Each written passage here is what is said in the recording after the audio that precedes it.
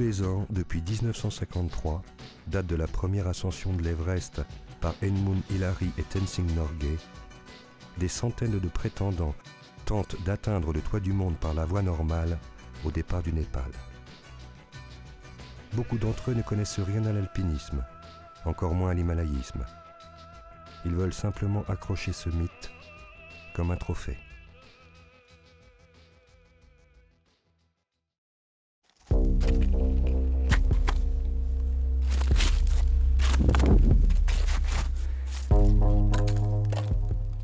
De nombreuses agences de trekking commercialisent ce rêve, à partir de 25 000 € par personne pour les moins chers, jusqu'à 50 000 €. Tout dépend du luxe que vous souhaitez avoir au camp de base.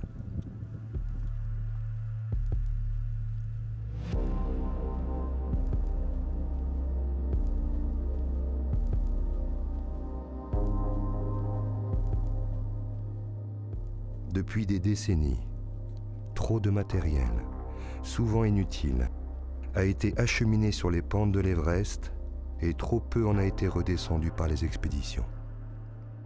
Chomolungma pour les Tibétains, Sagarmatha pour les Népalais est devenue maintenant la plus haute décharge du monde.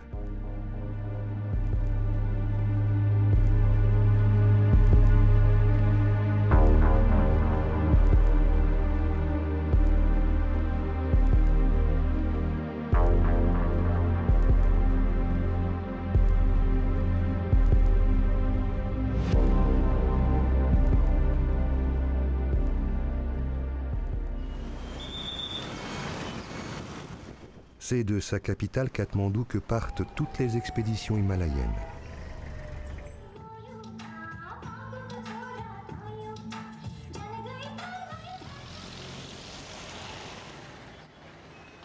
Katmandou est passé d'une population d'1 million d'habitants en 1997 à environ 8 millions aujourd'hui, avec tous les problèmes inhérents à cette démographie galopante. Comme dans beaucoup de pays en développement, les infrastructures n'ont pas suivi. Peu ou pas de tout à l'égout, peu ou pas de gestion des déchets.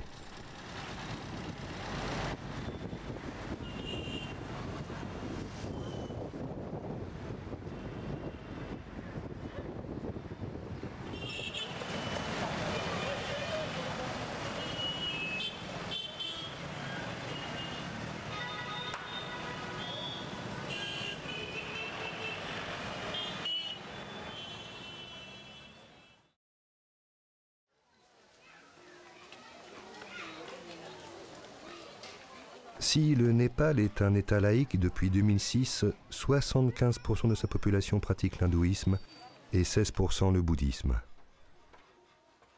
Religion proche et tolérante, le bouddhisme est issu de l'hindouisme, de même que le christianisme est issu du judaïsme, leurs adeptes vont jusqu'à partager certains temples. Particularisme de la région de l'Himalaya, présent au Bhoutan, au Tibet, ou au Sikkim, et bien sûr au Népal, les drapeaux à prière. On les retrouve dans les temples principaux, sur certains stupas, sur les sommets gravis et sur tous les cols.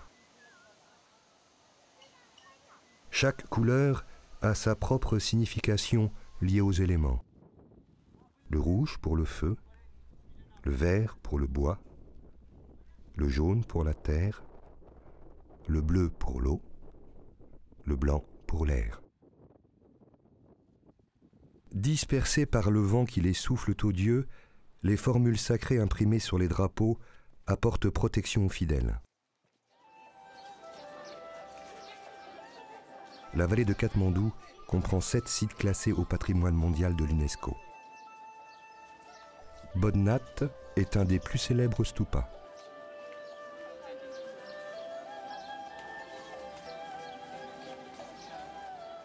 Tumulus dédié à Bouddha, les stupas, renferment pour certains une relique de celui-ci, un objet lui ayant appartenu, ou présentent simplement la doctrine bouddhique, ou encore sont juste des sanctuaires. Pashupatinath est le plus grand sanctuaire hindouiste de Katmandou. Parmi les merveilles de la vallée, le village de Bhaktapur et ses temples bouddhistes, et notamment tantriques, dont l'entrée est gardée par des statues dont la force se multiplie par 10 à chaque niveau.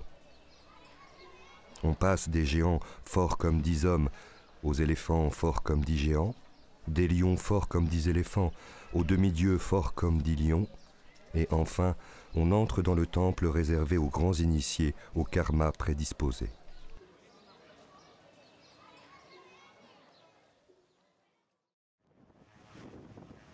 Alors qu'il fallait des mois, assisté de plusieurs centaines de Sherpas, 1 heure de vol suffit pour relier Katmandou au village de Lukla, situé à une altitude de 2500 mètres. Là, il reste encore une dizaine de jours de marche, hors acclimatation, pour atteindre le camp de base de l'Everest.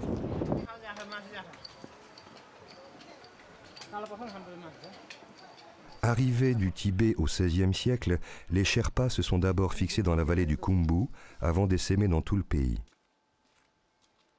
Peuple d'agriculteurs, d'éleveurs et de commerçants, ils se sont spécialisés depuis près d'1 siècle dans l'accompagnement des expéditions. Sherpa ne veut pas dire porteur ni assistant, mais comme son nom l'indique, Sher Est, pas peuple, peuple de l'Est. La géomorphologie du terrain, l'immensité des vallées, la nature d'un climat extrême avec de très fortes amplitudes thermiques laissent présager que le portage ancestral entre les villages de moyenne, basse et haute altitude a encore de beaux jours devant lui.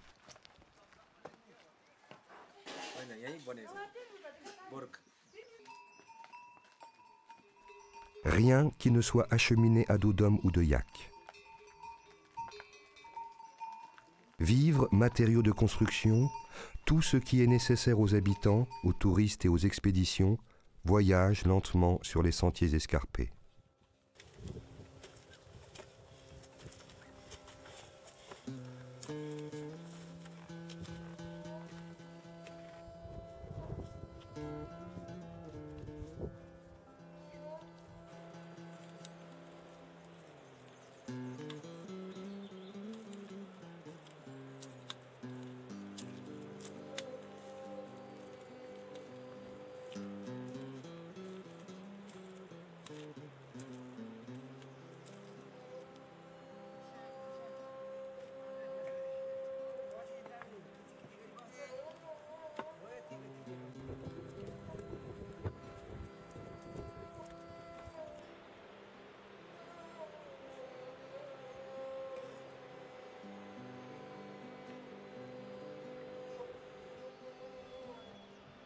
Tout le monde porte, des enfants aux vieillards.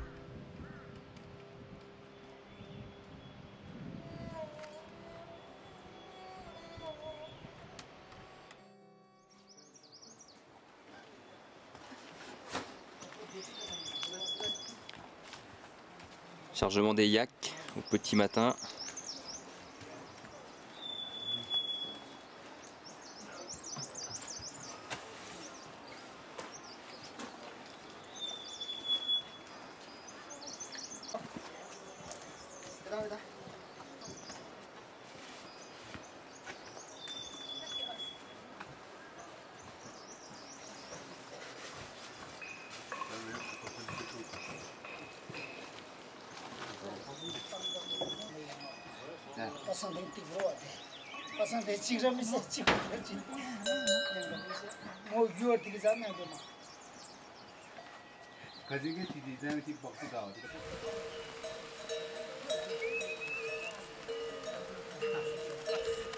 Les yaks de l'expédition en pleine action. Heureusement qu'ils sont là, ils portent le fourrage pour le camp de base de l'Everest et le camp de base du Lobuche. De la nourriture pour eux aussi. À peu près 50 à 60 kg par yak.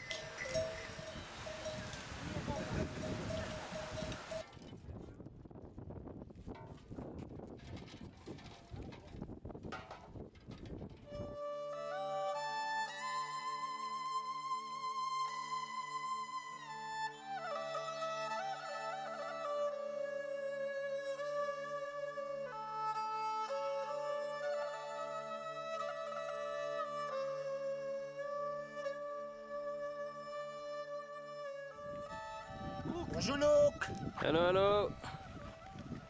Namaste. Namaste, Lansing.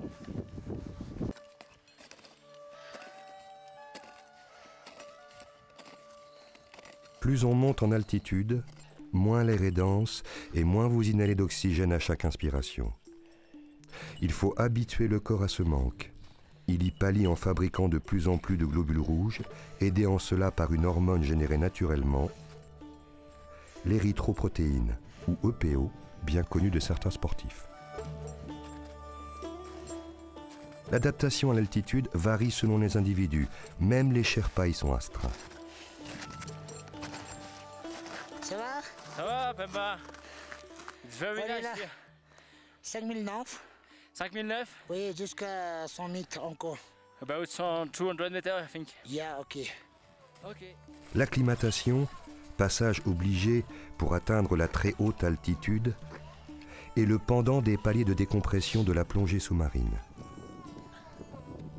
Sans elle, vous risquez de mourir d'un œdème cérébral ou pulmonaire, à moins de redescendre rapidement ou de disposer d'un caisson hyperbare à proximité.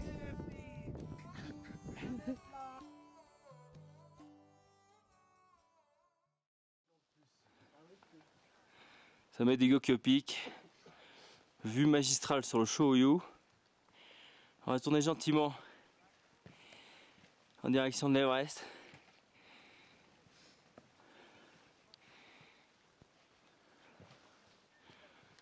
Nous sommes à 5484 et au fond, la pyramide. L'acclimatation consiste donc à gravir un certain nombre de sommets entre 5000 et 6500 mètres avant de s'attaquer à l'ascension finale. On his own, this, looking stylish. Oh, you give us a...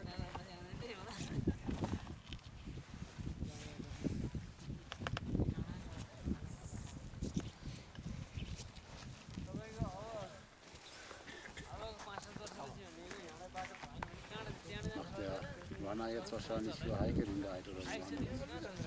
Sah so aus, ne? Sie sagt viel, dass schätzen, dass der jetzt unten rumgeht. Ja gut, wie soll es machen?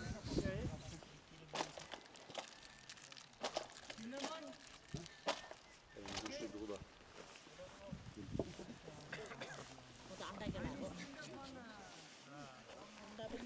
Encore 7 jours de marche pour atteindre le pied de l'Everest.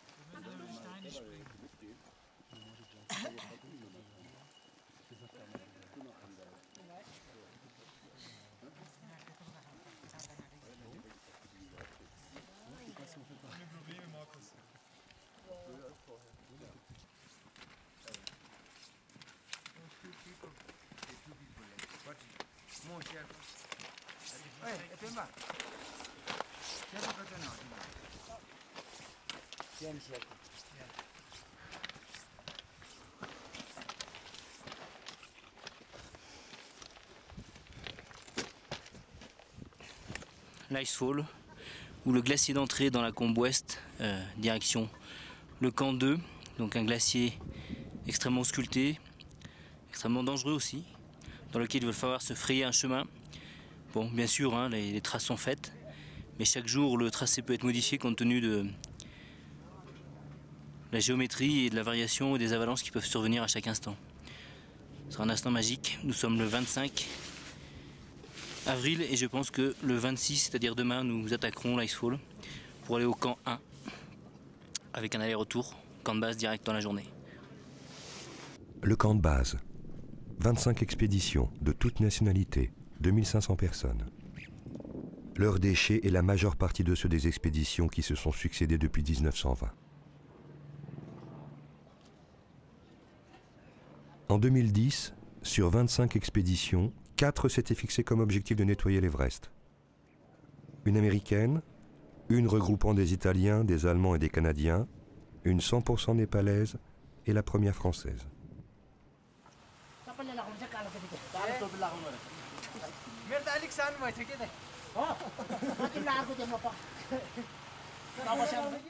La puja est une cérémonie hindoue.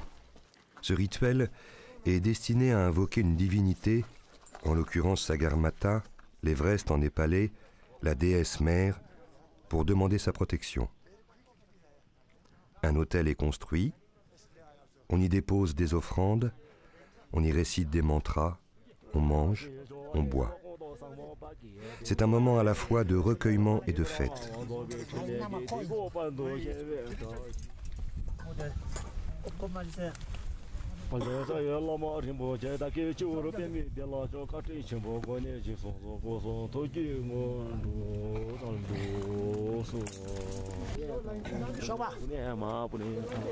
Elle se finit par la levée d'un mât soutenant les drapeaux de prière adressés aux dieux. Aucune expédition ne tente un sommet sans passer par cette cérémonie qui a lieu au camp de base.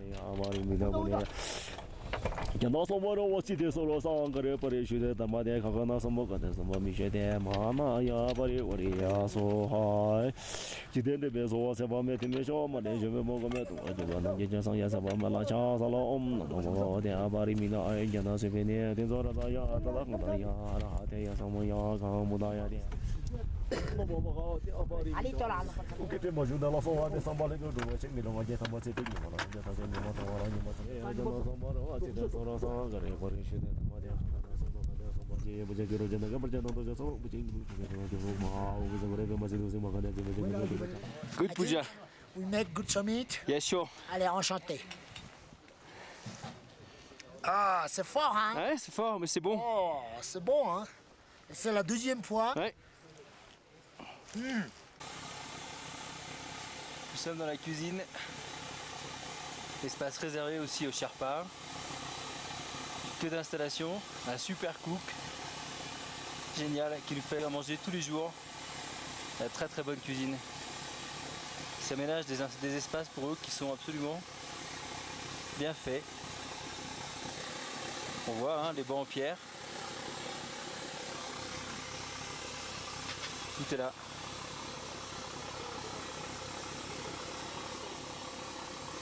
Le chang. Allez, on n'en parle plus du chang. Hein.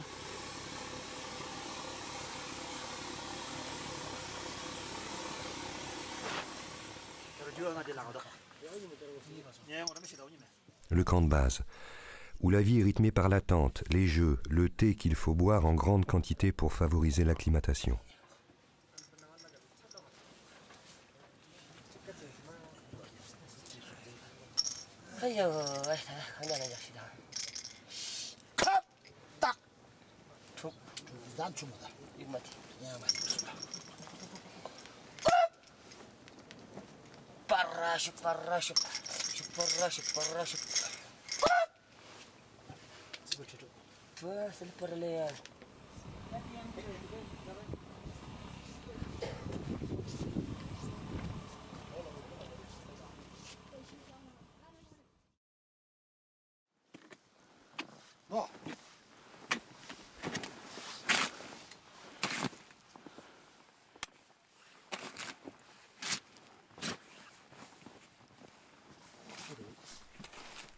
Au camp 2, à 6400 mètres d'altitude, la neige qui recouvre le sol complique les travaux de récupération.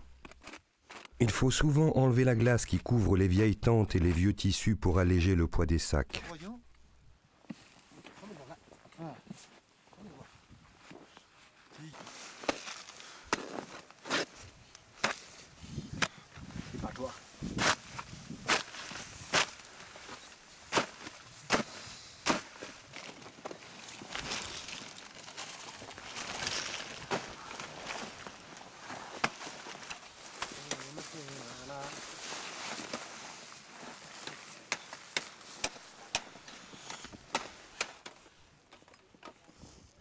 Les profondes crevasses jouent le rôle de décharge.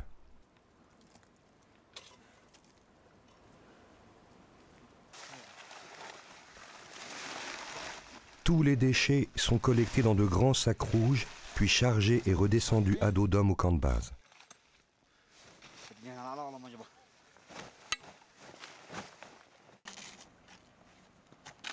Heureusement, Quelques belles journées de soleil feront fondre la couche de neige fraîchement tombée et les déchets seront plus visibles, donc plus faciles à récupérer.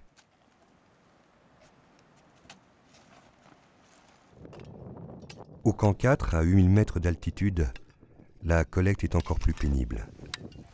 Les 4 jours d'ascension pour atteindre ce camp situé dans la zone de la mort, la très haute altitude, les conditions extrêmes et le manque d'oxygène rendent la récupération des déchets encore plus complexe. Au col sud, à 8000 mètres, dernier camp avant le sommet de 8848 mètres, les zones de décharge sont variées et on trouve toutes sortes de déchets. Bouteilles de gaz, tentes, gourdes isothermiques, bouteilles d'oxygène.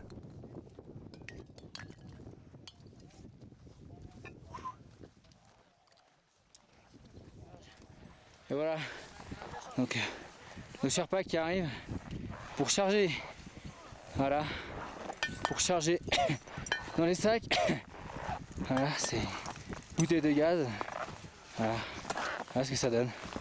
Je m'approche gentiment, voilà un sac plein, 25 kg au moins, voilà, 30 kg, hein? Yeah. 30 kg garbage, hein? Yeah. You got it? Yeah. You go down. Good luck. Be careful, hein? Good luck. Go safety, hein? Nimei mettra 2 jours pour rejoindre le camp de base à 5300 mètres avec ses 30 kg de déchets sur le dos.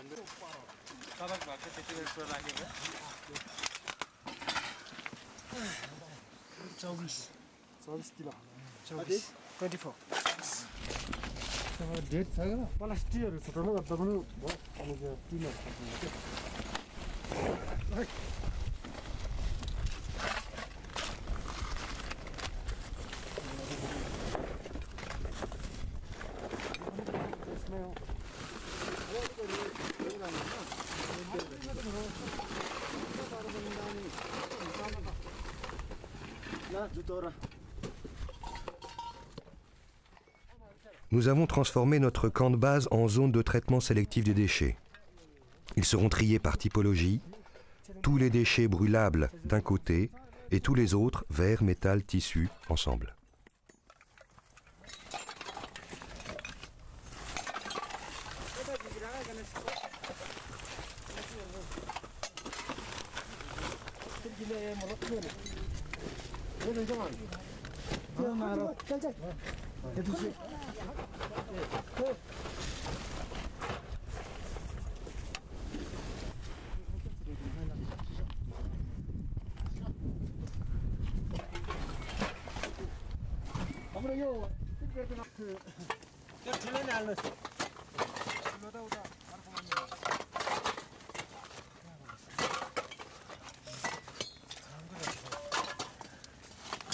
बोरामा प्लास्टिकहरु चाहिँ एसएससीले दिने भने हैन एउटा ठुलो बोरा निकाल्नु न हाम्रो सेतो बोरा कहाँ छ त त्यो सबै सिकेको मान्छेको होला यार मान्छेको रहेछ उ मान्छेको होला मियामा मलाई दाक्कराङ Os du Yeti, la réponse des Sherpas n'est pas affirmative. Tuna, yeah. Chocolate, beans. Yes. Oh, यो बोरी भएको त नहाल्नु त्यहाँ के यो ग्यास भएको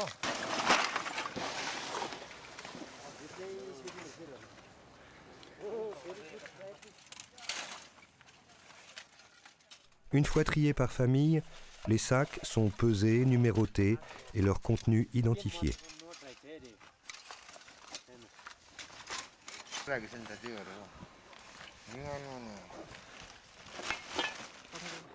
Ils sont ensuite stockés provisoirement en attendant d'être redescendus dans la vallée à dos de yak.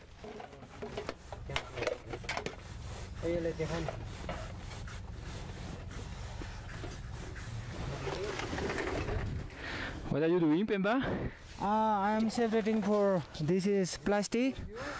So leaving this in Namche Bazar, we are giving to SPCC. So SPCC will burn everything plastic and carton box, everything. So I am writing plastic and can separate. Okay. Yeah.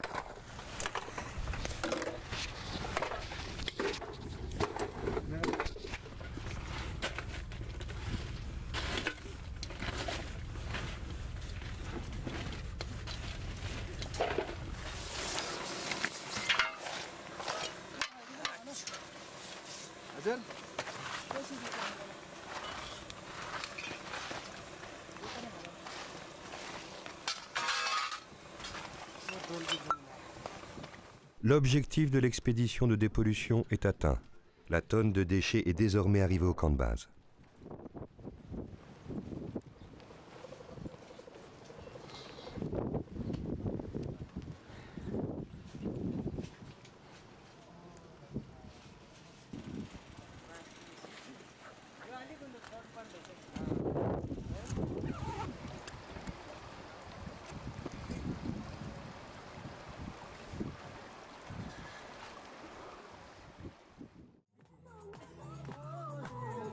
Les Sherpas qui ont assuré cette mission organisent une fête dans la grande tente cuisine. Les autres Sherpas des expéditions voisines sont invités à se joindre à nous. Ce soir-là, nous nous coucherons bien tard et bien fatigués.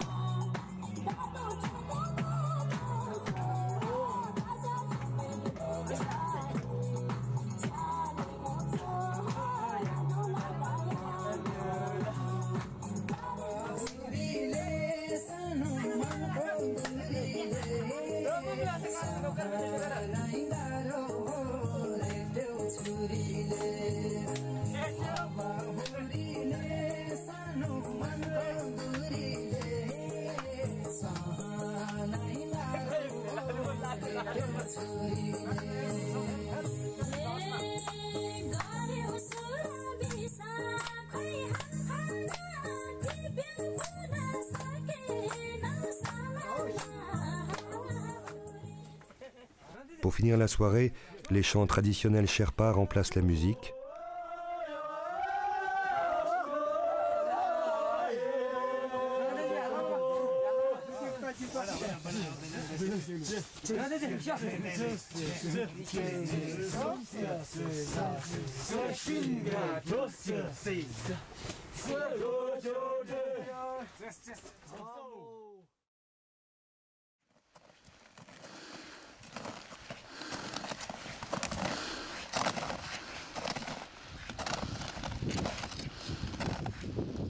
Il faut partir de très bonne heure pour franchir l'Icefall en direction du camp 1.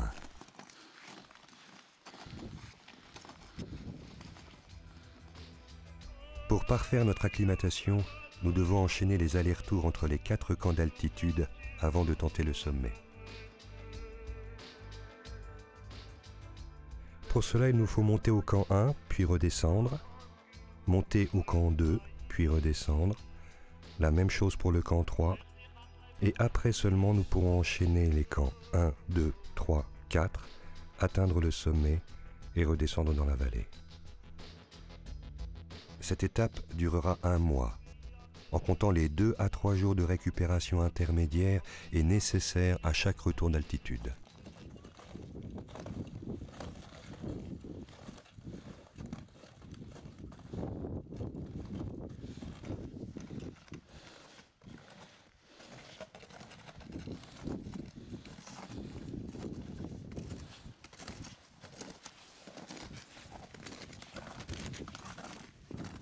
Pour franchir les énormes crevasses qui barrent le glacier, nous utilisons des échelles posées en travers. c'est toujours un passage délicat.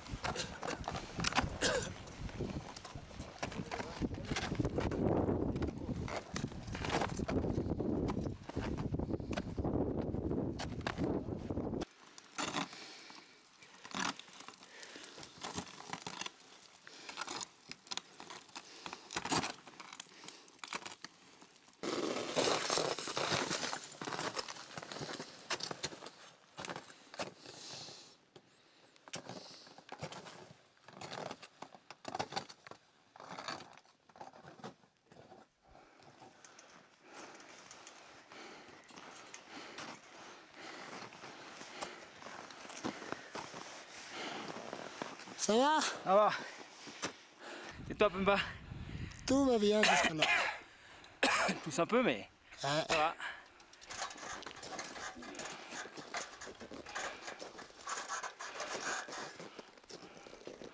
Allez, viens, viens. C'est la loi escalier de l'Everest. Hein? C'est la loi l'escalade de l'Everest. Yes, sure.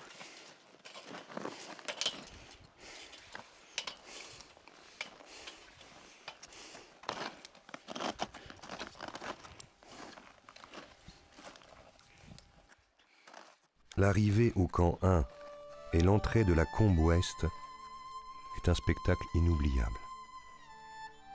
Les dimensions sont gigantesques et les parois qui entourent ce cirque glaciaire impressionnantes.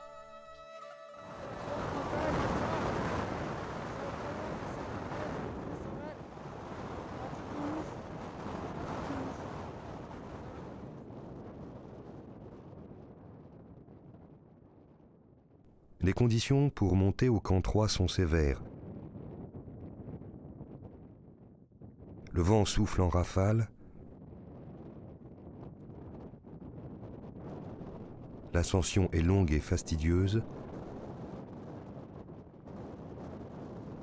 Les effets de la très haute altitude se font durement sentir. Chaque pas est un calvaire.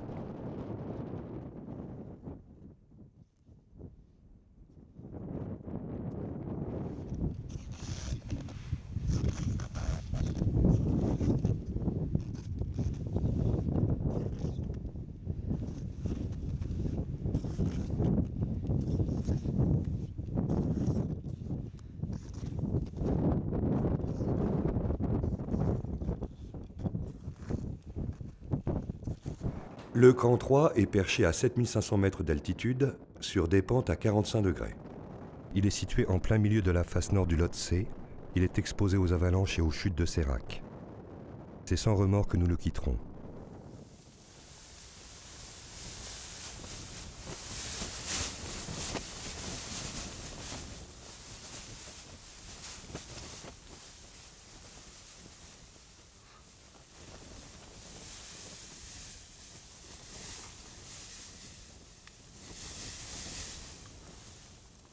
We're in Camp 3, so we're having rest.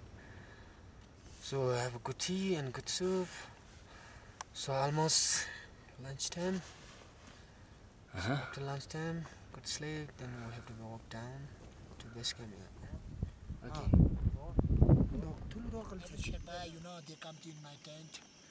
Dans les camps d'altitude, nous passons une grande partie du temps à faire fondre la neige pour la cuisine et le thé. À 8000 mètres, il faut 1 heure pour faire bouillir 1 litre d'eau.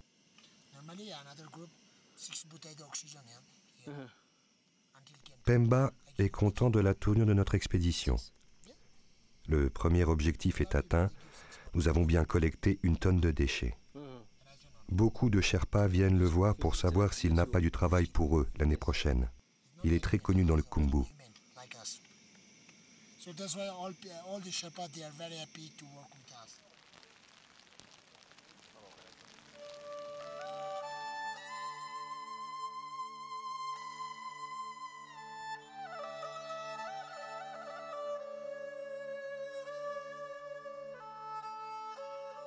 Le col sud est un mythe pour tous ceux qui ont rêvé un jour de gravir l'Everest.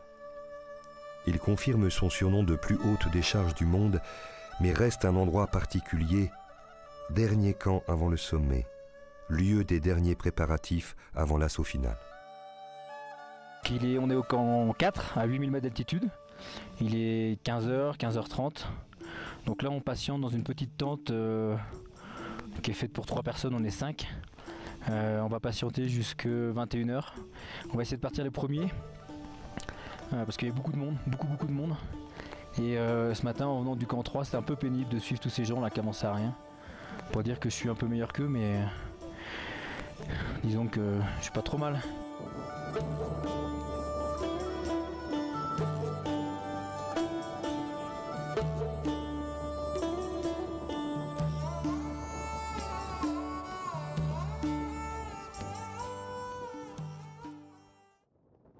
Le toit du monde.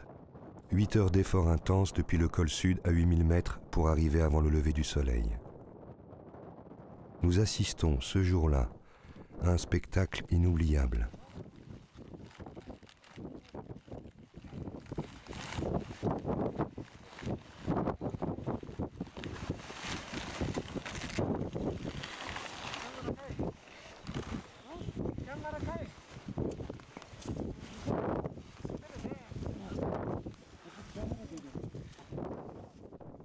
La vue sur le Tibet est fascinante.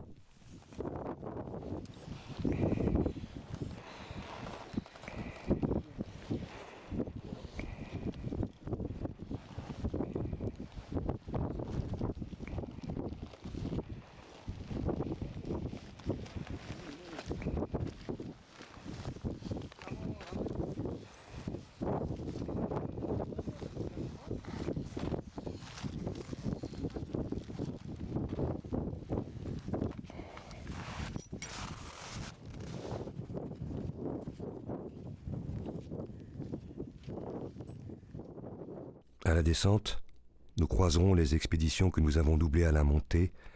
Leur chemin sera long jusqu'au sommet. Nous devons souvent nous arrêter pour les laisser passer. Les fameux embouteillages de l'Everest.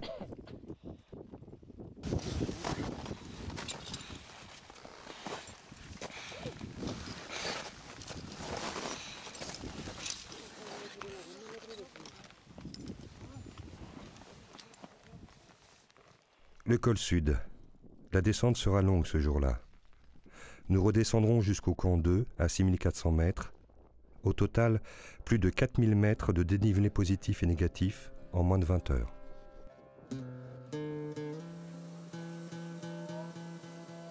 La fatigue au camp 2 est extrême. Mais pas de temps à perdre, la mousson arrive dans quelques jours. Nous devons plier tous nos camps d'altitude et redescendre dans la vallée.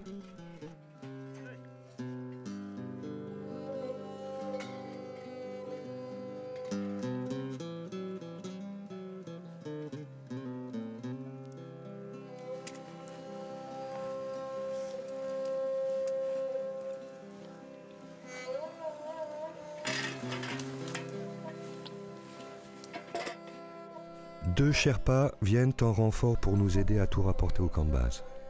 Mais nous ne laisserons rien là-haut.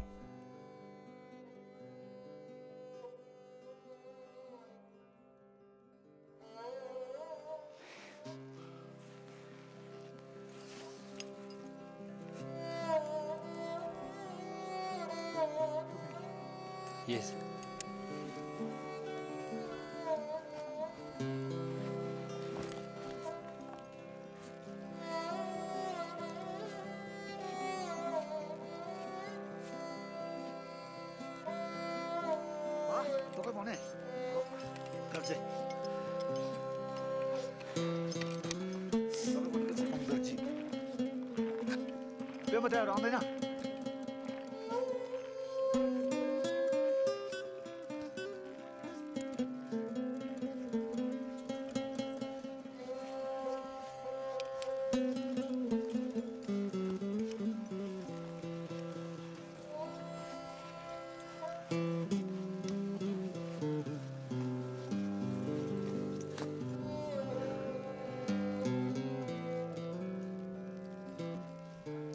Nous redescendons l'Icefall une dernière fois.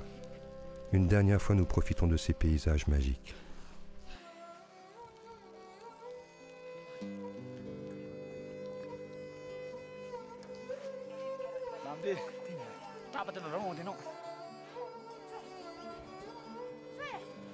Au camp de base, les Sherpas nous attendent avec les yaks.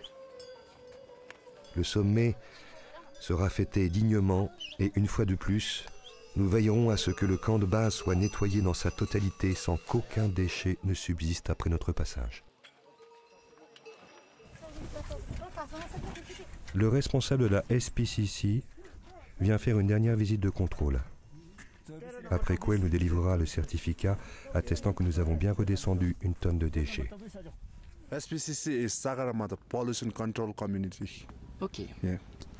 How long SPCC exists and what is its job in Khumbu? SPCC actually is to control the pollutions all around in Khumbu. Well, I think this is the first French cleaning expedition because like there are lots of French expedition, but this is the first cleaning expedition. I think so. I think you can do better and more because like here right now lots of cleaning group are there, so you can get more of this in the future, you know, because due to the global warming. Okay. Yeah.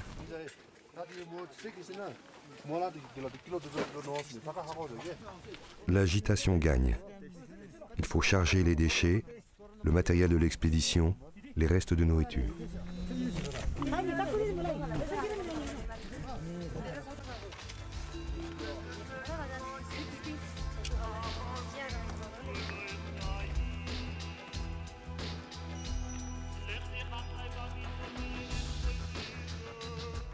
Les sacs de déchets sont chargés en premier.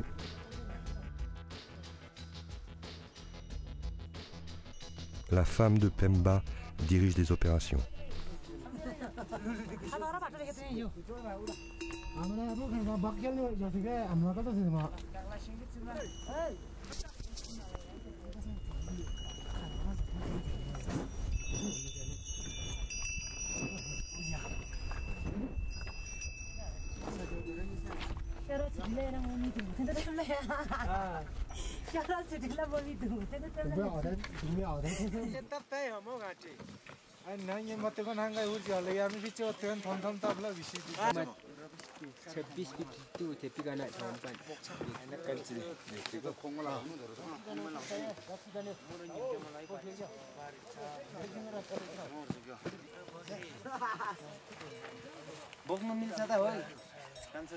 Les porteurs de moyenne altitude seront chargés du matériel et des éléments plus légers, mais aussi plus volumineux. Équilibrer sa clé de portage est tout un art, et porter sur un glacier l'est tout autant. Mélange d'équilibre, de force et de souplesse.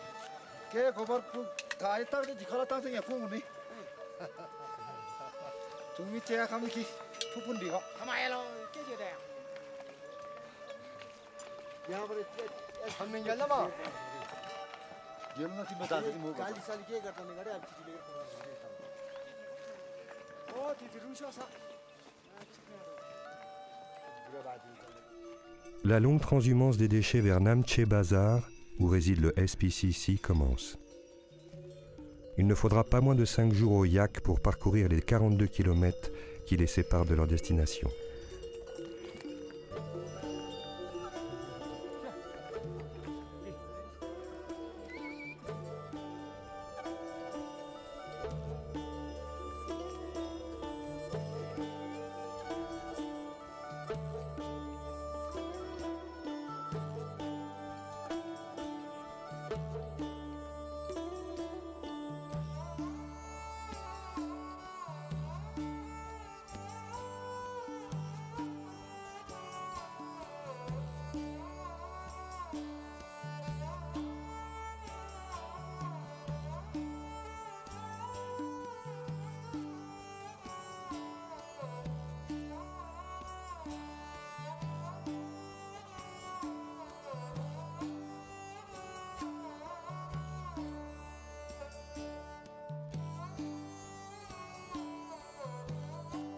l'expédition Everest 2010 a nécessité l'engagement de 2 guides népalais, 3 cuisiniers, 10 porteurs de très haute altitude, 20 yaks pour descendre 1 tonne de déchets.